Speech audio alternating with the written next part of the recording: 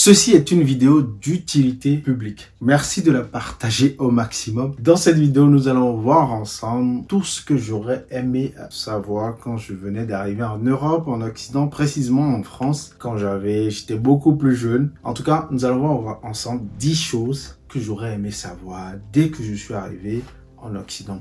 Si j'avais su ces choses-là, dès que je suis arrivé, je serais beaucoup plus loin que là où je suis aujourd'hui. Je pense que je serais beaucoup plus loin que là où je suis aujourd'hui. Mais c'est comme ça, la vie est comme ça, il faut apprendre. Et je me suis dit, c'est une vidéo qui ne fait pas partie de mon scope, en réalité. Mais je me suis dit, si je suis un jeune étudiant et que j'aimerais savoir ce qu'il faut savoir en France, et je suis un jeune étudiant africain et que je tape sur YouTube, sur quoi je vais tomber? Et là, je me suis dit, ok, je vais faire une vidéo parce que moi, après mes études, j'ai réfléchi, j'ai su ce qu'il manquait quand je suis arrivé. Et dans cette vidéo, je vais vous en partager 10. C'est parti.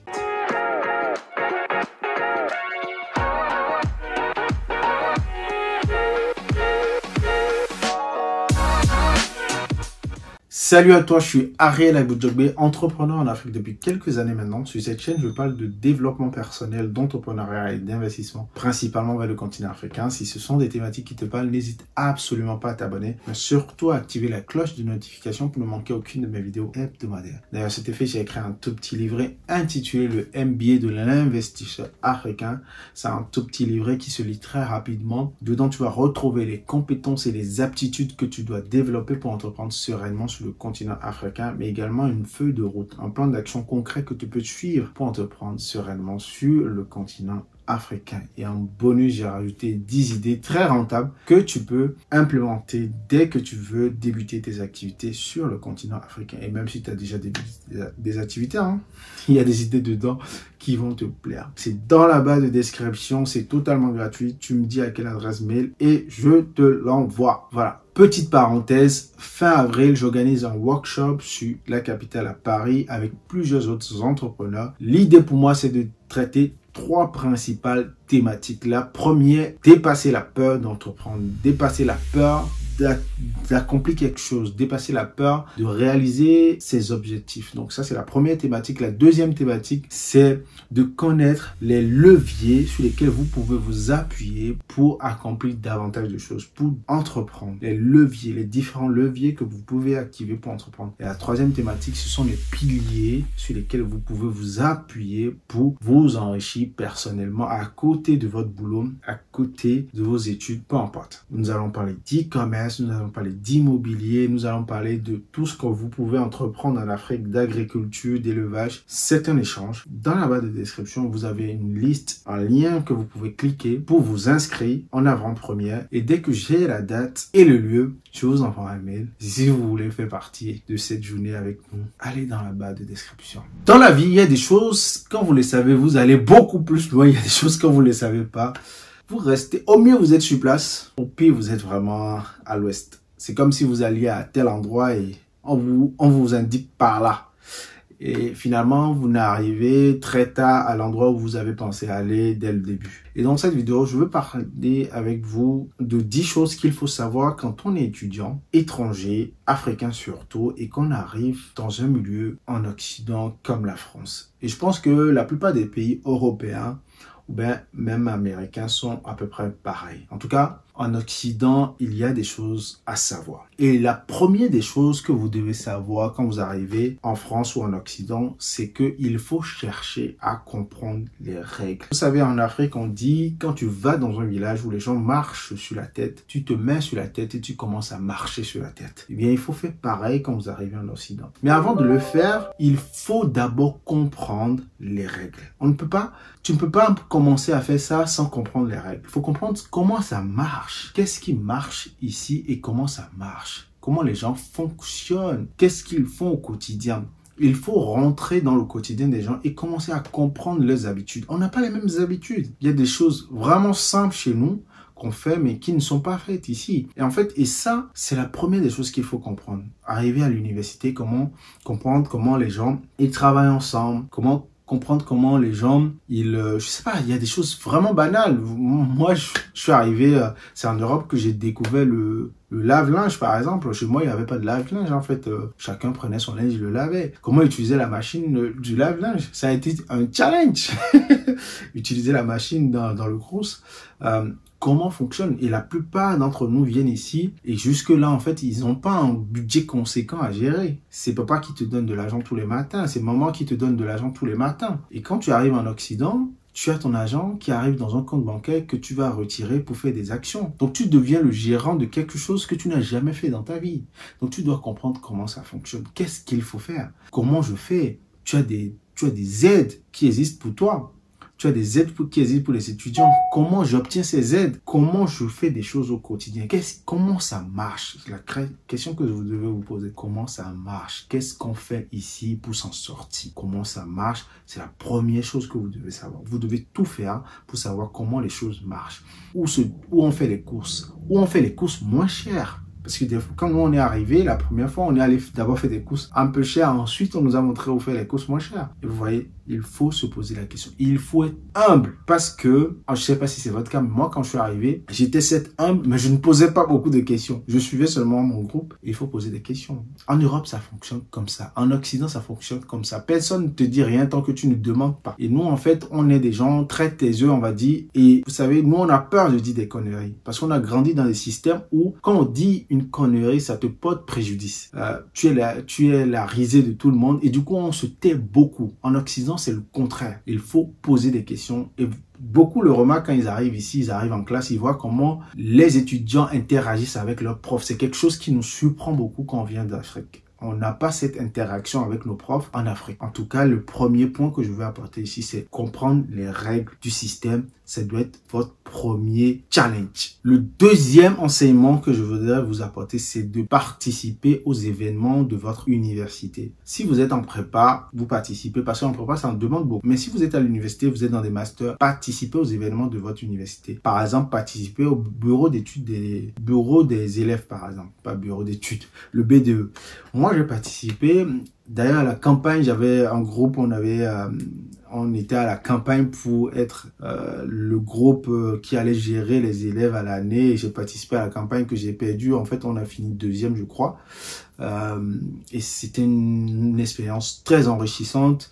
Et c'est là que j'ai commencé à côtoyer d'autres personnes et que je me suis beaucoup plus intégré. Et c'est là que tu comprends un peu, déjà, il y a des petits jeux politiques. Et c'est très intéressant. Participer aux activités de votre école. Participer aux activités de votre école va vous rapprocher non seulement des directeurs de l'école, des censeurs de l'école, des postes clés en fait, avec qui vous allez discuter et qui vont vous donner beaucoup plus de rouage. Vous savez, le premier point, je vous explique comment comprendre. Il faut comprendre le système, les règles, comment les choses fonctionnent. Et en fait, quand vous allez participer à des activités, il n'y a pas que ça. Il y a d'autres activités. Par exemple, il y a des bibliothèques qui sont gérées. Vous demandez comment c'est géré. Est-ce que vous pouvez participer à ceux qui gèrent la bibliothèque? Si quelque chose est fait dans votre école et que vous voyez ça au quotidien, c'est forcément fait par d'autres élèves. Vous demandez à intégrer ces groupes pour participer. Ça va vous donner l'esprit de cohésion, l'esprit de participer, l'esprit collectif. Et en fait, ça va vous permettre de commencer à vous intégrer dans des sphères où en fait personne ne vous attend et comme vous allez, ça vous plaît peut-être, mais comme vous n'avez pas parlé, personne ne va vous donner l'opportunité de le faire. Et en fait, des fois on pense même qu'on nous met à l'écart, mais non, on se met à l'écart tout seul en ne participant pas. Parce qu'on ne participe pas, on ne demande pas. Il faut encore une fois, il faut connaître les règles. Donc les règles, c'est je demande à participer et 80% des chances, il y a 80% de chances que on vous laisse intégrer cette sphère-là et vous allez participer. Moi, j'ai vécu une aventure incroyable en faisant ça dans mon école d'ingénieur. En plus, c'était une grande école, donc la campagne était incroyable. On a collecté des fonds, on a vendu des crêpes, on a fait des soirées de fou et c'était incroyable. Ça, ce sont des expériences que tu dois avoir en tant qu'étudiant. Il faut les vivre. Et c'est pas de cette façon que nous, on a grandi et c'est pas dans cet environnement que nous avons grandi. Et je peux comprendre comment c'est complexe pour certaines personnes, mais il faut aller vers ces choses-là. Il y a plein d'activités dans les universités. Participez, ne restez pas dans vos coins. Participez à ces activités-là. Et en plus, en général, pour les étudiants, beaucoup de choses sont gratuites. Donc, participez, s'il vous plaît. La troisième chose qu'il faut savoir, c'est qu'il faut utiliser votre temps libre pour rattraper votre retard sur la pratique. Je m'explique, surtout pour ceux qui sont en école d'ingénieur. Le drame avec l'apprentissage à la mode africaine, c'est qu'on a beaucoup de théories. On nous bourre le crâne, et il y a très peu de pratique. On n'a pas de labo, on n'a rien à faire. Moi, j'ai fait une prépa et ensuite j'ai intégré une école d'ingé ici en France, à Rouen précisément. Et en fait, quand on arrive, je découvre pour la première fois beaucoup de choses dans les labos. Et c'est là que j'apprends beaucoup de choses en fait. Je découvre la programme. Enfin, j'avais programmé un peu déjà au Bénin, mais c'était limite quoi. En fait, on était à deux sur le PC, si vous voulez. Et ici, en fait, on a la bibliothèque. Apprenez quoi. Allez, prenez votre temps libre. Vous allez voir dans la bibliothèque de vos universités beaucoup d'étudiants étrangers, en fait d'autres des Américains, des gens qui viennent de l'Est, même les Français. Ils sont à la bibliothèque en train de lire dans les livres. Et ça, en fait, c'est un accès, mais incroyable à la connaissance. Et vous devez utiliser votre temps libre à faire ça. Moi, j'utilisais mon temps libre à rester dans la résidence, à bavader avec les copains, on se retrouvait. Vous savez, comme on est resté en Afrique dans des environnements, on a été beaucoup restreint à beaucoup de choses. Quand on arrive ici, on a la liberté de faire ce qu'on veut, on va dire. Eh ben, on utilise notre temps comme ça. Et comme on n'a jamais appris à utiliser notre temps, à gérer notre temps par nous-mêmes, en fait, on était dirigé par l'école. L'école, ensuite, tu viens à la maison très tard, tu manges, papa et maman te disent de faire telle chose. Le lendemain, c'est rebelote. Ici, en fait, chaque étudiant gère son temps et gère sa productivité. Et ils sont très curieux, ils apprennent beaucoup de choses. Et ça, c'est très important. Utilisez votre temps libre pour augmenter votre niveau. Beaucoup d'étudiants africains arrivent ici, ont un niveau excellent, mais en fait, on n'a pas beaucoup ce côté pratique. On n'a pas beaucoup ce côté connaissance générale des choses. Ce n'est pas un complexe, il faut juste aller apprendre ces informations-là existent dans les bibliothèques, existent dans les labos et mettez-vous dans des groupes où il y a des gens qui vont vous apporter des choses. Arrêtez de vous mettre dans les groupes avec d'autres Africains juste parce que vous voulez bavarder ensemble. N'ayez pas honte. Vous êtes là pour apprendre. Les années vont passer, vous allez exceller. Donc, il faut participer et utiliser votre temps libre pour augmenter, progresser, combler vos lacunes, on va dire. La quatrième chose qu'il faudrait savoir en arrivant en Europe, c'est, vous savez, quand vous arrivez en tant qu'étudiant, on est tellement resté dans les milieux où on nous a beaucoup poussé à, à apprendre, à bûcher, et à coucher sur le papier. Et donc, on arrive ici, on est très bon, on va dire, qu'on prend les premiers sujets, on trouve que c'est très facile ici, l'école d'ingé. Je parle pour l'école d'ingé parce que c'est ce que je connais. On trouve ça très facile, enfin, très facile. C'est relatif. Il y a des choses qui étaient complexes et tout. Et finalement, en fait, on a le sentiment qu'on peut s'en sortir, peu importe ce qui se passe, en fait. On n'a pas plus besoin d'être acculé comme on était au pays. En fait, l'Europe a ce truc de te laisser le choix de faire ce que tu veux. Et c'est à toi de mesurer comment tu vas faire les choses. L'Afrique, c'est différent. En fait, on ne te laisse pas le choix de faire ce que tu veux. On te contraint à. Et l'Europe ne te contraint pas à, il te laisse faire tes choses. Et en fait, si tu ne prends pas la mesure de je veux devenir excellent, tu ne deviendras pas excellent. Et prenez la mesure de je veux devenir excellent. Et vous allez travailler davantage parce que vous avez toutes les ressources maintenant pour aller aussi loin que possible. Et c'est très important. Allez aussi loin que possible. Visez l'excellence, s'il vous plaît. Si vous voulez faire un MBA après, allez le faire. Si vous voulez faire quelque chose, quel que soit ce que vous voulez faire, allez le faire. Visez l'excellence. Parce que plus vous allez avoir de ressources et que vous allez exploser, vous allez utiliser votre lumière pour drainer d'autres jeunes qui vont arriver derrière. Et moi, c'est d'une des choses que je regrette beaucoup, c'est que je me suis laissé à la facilité quand je suis arrivé en Europe. Je n'ai pas visé l'excellence. Je pensais que j'avais déjà atteint un niveau en arrivant ici. Et en fait, non. Ce n'est que le début. Ce n'est que le début. Visez l'excellence, s'il vous plaît. La cinquième chose qui va un peu avec ce que je viens de dire, c'est que il ne faut absolument pas négliger l'anglais. Si vous avez la possibilité de faire un trimestre à l'étranger, ça c'est l'un de mes gros regrets en école d'ingénieur, c'est celui de n'avoir pas fait le semestre à l'étranger. Bon, après ça coûte un peu cher. Je pense que c'était plus problème d'argent qu'autre chose, mais je n'ai pas poussé plus loin. Je pense que si j'étais vraiment consciencieux de la chose et que j'avais poussé un peu plus loin, j'aurais peut-être pu le faire. Et ça, je regrette beaucoup. Ne négligez pas l'anglais. Vous savez, si on prend juste l'univers de YouTube, si vous suivez des contenus en français, s'il vous plaît, vous suivez juste 2% de ce qui se passe sur YouTube. L'anglais, c'est indispensable. Si vous commencez à comprendre l'anglais, vous êtes ouvert aux 98% autres contenus qui vous apportent davantage de choses. Vous voyez ce que je veux dire? Tout ce que vous voyez en français existe en anglais, mais en 10 fois mieux. Sur YouTube, par exemple. 10 fois mieux. Et ne négligez pas l'anglais. Quelqu'un qui soit ingénieur, qui est fluent qui parle très bien anglais et quelqu'un qui sort qui ne parle pas bien anglais, ils n'ont pas les mêmes opportunités, ils n'ont pas les mêmes potes, ils ne se retrouvent pas aux mêmes endroits après. Et ça, c'est très important. Donc, si utilisez ce moment à l'université pour faire un semestre à l'étranger et que l'anglais vous appelle. Si vous pouvez faire même toute une année à l'étranger en anglais, faites-le et revenez bilingue et excellez s'il vous plaît. C'est très très important. Ne négligez pas l'anglais parce qu'on arrive, on fait 2-3 TOEIC, on a le TOEIC, on s'en débarrasse. Ce n'est pas intéressant. Ça ne va pas t'aider pour plus tard. S'il te plaît, ne néglige absolument pas l'anglais.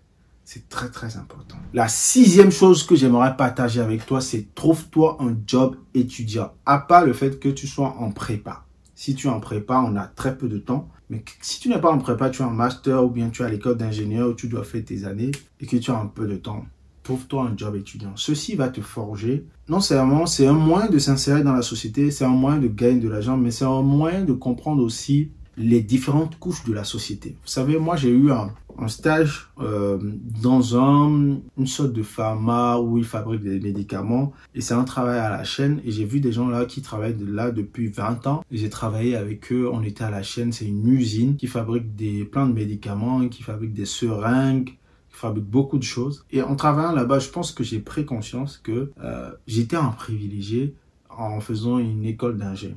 Vous savez, on pense que les pauvres sont seulement en Afrique en fait.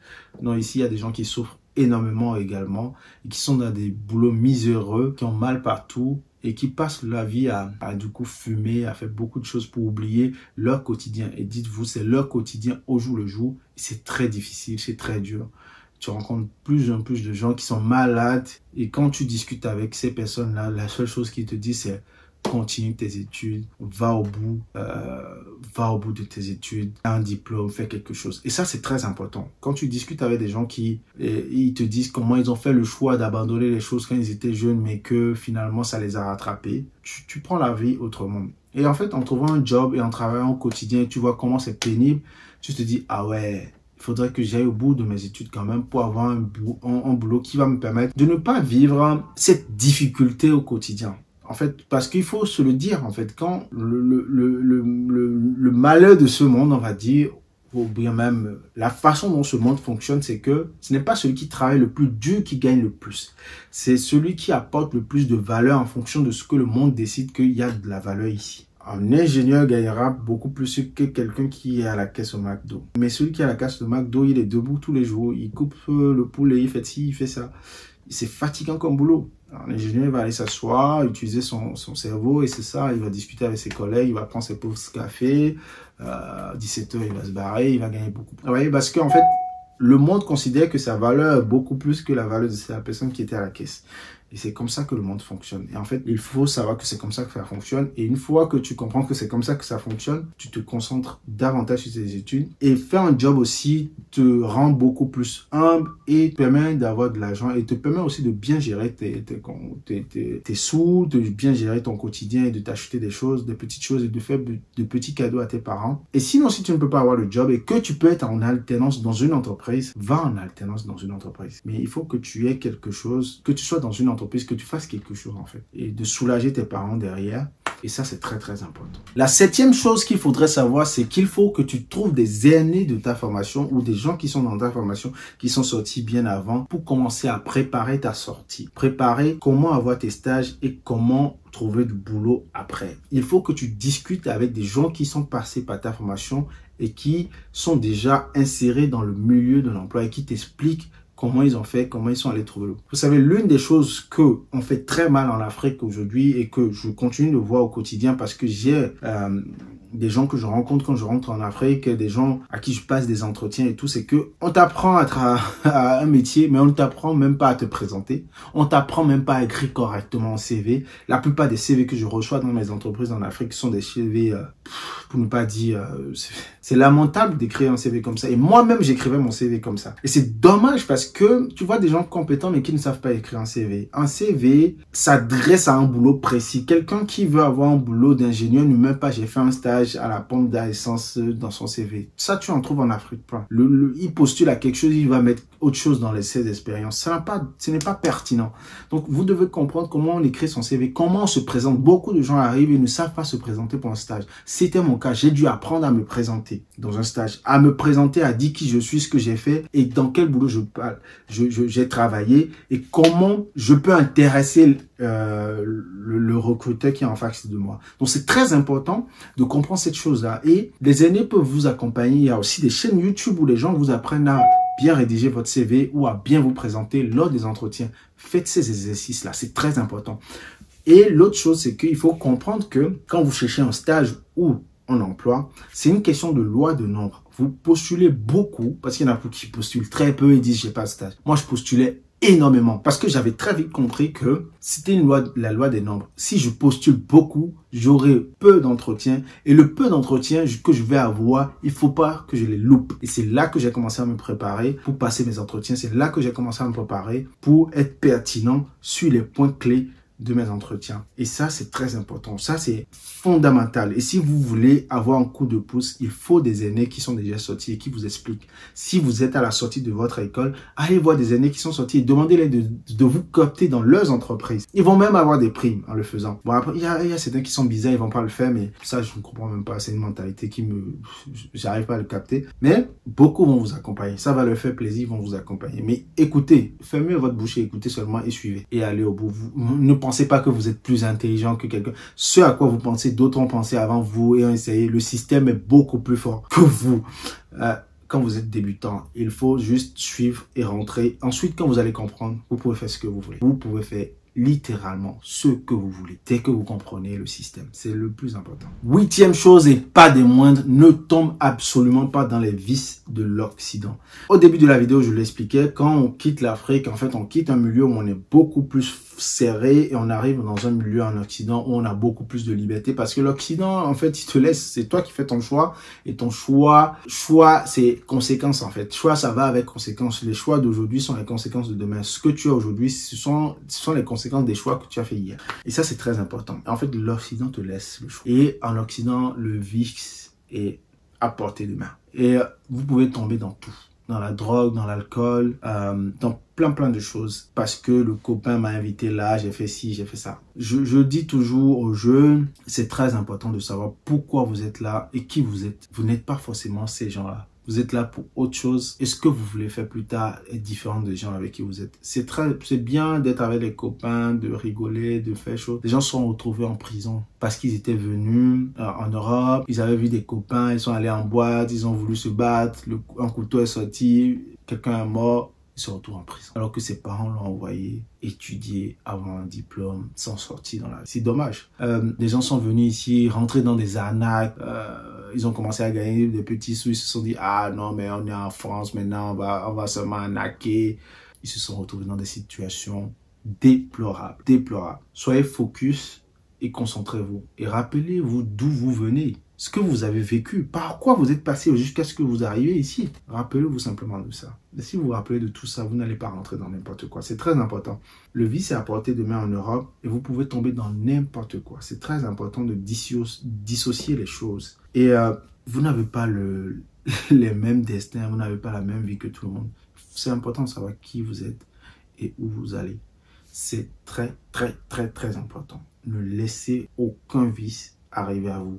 Ne laissez pas la place à ça, même si c'est en soi, on va dire oui, tu es coincé, oui, tu ne veux pas faire comme tout le monde, accepte d'être coincé, accepte de ne pas faire comme tout le monde, ce n'est pas grave. Tous ces gens-là qui te disent tout le monde, regarde dans quelques années. Et le temps passe vite. Le temps passe vite. Vous savez ce que je dis tout le temps dans mes vidéos, le temps est votre allié. Le temps, il dit tout. Le temps, il dit tout. Le temps passe très vite. Dans 3 ans, dans 4 ans, vous allez voir où est-ce qu'ils sont, où est-ce que vous êtes. Où est-ce qu'ils sont, où est-ce que vous êtes. Et vous verrez, c'est très important. Ne tombez pas dans n'importe quoi, absolument pas. Faites tout pour vous éloigner des vices de l'Occident. C'est très important. La 9e chose que j'aimerais partager avec vous, c'est d'éviter la solitude. J'ai connu beaucoup de gens qui sont arrivés en Occident, en groupe, solo, et qui sont tombés dans la déprime parce qu'ils étaient dans la solitude. Parce que c'est un choc très brutal. Ça, c'est un sujet dont on parle très peu dans la communauté. Il Il y a beaucoup de gens qui tombent dans la déprime. Et comme pour nous, la dépression n'existe pas dans notre communauté. Enfin, on dit la dépression n'existe pas. Ça existe bien évidemment. On ne sait pas avec qui se tourner. On n'a pas de repères. C'est quelque chose qu'on n'a pas l'habitude de traiter chez nous. Et on voit les copains autour qui se disent « Ah non, mais qu'est-ce qu'il a ?» Ou bien on l'a marabouté. Vous savez ce qu'on dit. Ce n'est pas ça. La déprime, c'est un vrai sujet. Et ça peut venir de la solitude. Intégrer des groupes. Partagez ce qui vous arrive. Il y a quelque chose en Europe. Il faut dire ce que vous avez. Vous allez avoir des solutions. Si vous ne le dites pas, en fait, personne ne viendra à vous pour vous proposer des solutions. Et ça, c'est très important. En Europe, tu peux vite te retrouver seul, sans issue, en fait, sans proposition de solution. Pourtant, tu es entouré. Tu peux très vite te retrouver seul. C'est pas comme en Afrique où quand les gens viennent te voir, te demandent comment ça va. Mais profondément, ils te demandent vraiment comment ça va. En Europe, quand on te dit comment ça va, c'est bonjour, bonjour, ça va. Et chacun a son couloir, chacun a sa journée, son truc, focus et tout, et c'est compliqué. Ça va vite et tout. Et beaucoup d'étudiants tombent dans ce piège-là de la solitude, se renferment dans des appartements et ça ne va pas. Et en fait, ils ont été cajolés par les parents pendant longtemps ou ils ont été trop emprisonnés par les parents pendant longtemps ou en fait, quand ils arrivent en Europe, l'hiver, c'est quelque chose que les étudiants africains vivent super mal. C'est quelque chose qui déprime profondément. Donc, allez voir un médecin, prenez de la vitamine D, allez sortir, rencontrer des copains, des copines, discuter, faites des choses saines, simples, sans que ça ne vous coûte de l'argent et gérez bien votre argent et tout ira bien. Et si, par malheur, vous vous retrouvez dans un problème, parlez-en aux aînés. Parlez-en aux gens qui sont déjà passés par là avant vous et dites-leur. Et si vous rencontrez des gens qui ne sont pas bienveillants, essayez de trouver des gens bienveillants qui vont vous dire « Ok, moi j'ai eu des situations exceptionnelles en France. J'ai eu des situations mais ultra compliquées. Hein. Mais vous ne pouvez pas imaginer à quel point c'était ultra compliqué. Et je me suis toujours dit « Je vais m'en sortir, mais progressivement. » Et j'ai fini par m'en sortir avec le temps. Vous savez, le temps c'est quelque chose de formidable. Et j'ai un ami qui me disait à l'époque, quand ça commence, ça finit. Il n'y a rien qui ne commence et qui ne finit pas. Même la vie, quand ça commence, ça finit. Une douleur que tu ressens aujourd'hui, ça a commencé maintenant. Maintenant, tu la sens très fort, mais ça va finir. Un gourmand que tu ressens maintenant, ça a commencé très fort, mais ça va finir. Parce que ça a une fin. Il faut juste dire combien de temps ça va être et après, quand est-ce que ça va finir. Donc, rapprochez-vous des gens qui peuvent vous conseiller et prenez les conseils. Et quand on est dans un problème, on ne s'enferme pas. On commence par résoudre le problème. Pas le plus petit bout possible, on essaie de faire quelque chose. Si c'est la dette, si c'est je ne sais pas quoi, vous avez laissé des courriers s'entasser dans votre boîte aux lettres, c'est devenu un problème, vous avez des huissiers qui vous écrivent, parlez-en. Peut-être les gens vont se regrouper, vous trouver un avocat, faire quelque chose, ou bien cotiser, vous sortir de la situation. Parlez-en. C'est très important, très important. 10e et dernier truc que je vais partager avec vous, c'est ne rentrez jamais dans les sociétés de marketing de réseau, s'il vous plaît. Je sais qu'il y a des gens sur Internet qui vous disent, rentrez dans les sociétés, vous allez faire de l'argent. Les étudiants sont les cibles préférées, ce sont parce que Cupid et plus étrangers, en fait, les étudiants étrangers se disent, ce sont des gens qui auront envie, soif d'entreprendre, de faire des choses, machin et tout. Vous êtes là pour étudier, concentrez-vous sur vos études. J'ai fait toute une vidéo là-dessus pour vous expliquer mon histoire avec le marketing de réseau. Je sais qu'il y a des gens qui vous conseillent. La seule chose que le marketing de réseau m'a apporté dans ma vie, et ça, il faut être honnête là-dessus, c'est que j'ai rencontré le développement personnel. Et heureusement que j'ai pris le développement personnel à cœur plus que le marketing de réseau par la suite. Et j'ai compris que ça n'avait rien à voir avec le marketing de réseau en lui-même. Le développement personnel concerne tout le monde en réalité. On doit tous évoluer mentalement, évoluer spirituellement, physiquement, tout ce que vous voulez. Et donc, quand j'ai compris ça, heureusement, je me suis attaché. C'est la seule chose, c'est ma rencontre avec le développement personnel. Mais sinon, le reste. Et quand je dis ça comme ça, les gens pensent que c'est parce que je n'ai pas gagné de l'argent avec le marketing. Non, moi, j'ai gagné de l'argent avec le marketing de réseau. Fuyez les sociétés de marketing de réseau. Fuyez. Si vous avez un ami qui rentre dedans et qui vous invite à leur soirée, voilà un business où ils vous disent pas ce que vous allez voir, mais quand vous allez rentrer dans la soirée, ils vont commencer à bavarder. Bref, j'ai fait toute une vidéo sur le concept, vous allez voir sur la chaîne. Évitez les sociétés de marketing de réseau, c'est très important. Très important. Évitez-les. Alors, pour ceux qui sont restés jusqu'à la fin, je vous laisse un 11e bonus qu'il faut absolument faire, c'est qu'il faut se construire un réseau sur LinkedIn. LinkedIn, c'est la plateforme préférée des professionnels et c'est la plateforme où il y a la plupart des professionnels de votre métier, c'est sûr et certain. Créez-vous un réseau sur LinkedIn. Faites-vous une bonne page LinkedIn dès que vous êtes arrivé en France et nourrissez cette page-là. Connectez-vous à des gens qui sont dans votre secteur, qui partagent des choses et commencez à partager des choses au quotidien. Ne restez pas dans votre bulle. Le jour où vous allez sortir pour faire un stage ou chercher votre emploi, vous allez me remercier. Vous viendrez en bas de cette vidéo et vous me direz merci pour ce conseil que tu m'as donné. Faites tout pour construire un réseau sur votre LinkedIn. Construisez une page LinkedIn excellente. Faites tout et partagez au quotidien. Si c'est chaque mois, vous écrivez un message. Je suis en école d'ingénieur, on a fait telle chose, on a fait telle chose. C'est très intéressant. Regardez comment les gens partagent du contenu sur LinkedIn. C'est très important. Faites-le. Faites-le s'il vous plaît. Voilà tout ce que je voulais partager avec toi sur des choses à faire, à ne pas faire en arrivant en Occident en tant qu'étudiant étranger. Moi, c'est sûr qu'il y a beaucoup d'autres choses que je n'ai pas citées là, que j'aurais aimé savoir avant. Mais l'essentiel y est. J'ai quand même cité 10 choses et c'est très important. J'aurais aimé savoir tout ça au début. Maintenant, je le sais. Et vous savez ce qu'on dit. Peut-être tu ne savais pas. Maintenant, tu sais. Mais le plus important, c'est ce que tu fais de l'information que tu as maintenant. À la prochaine vidéo. Bye bye.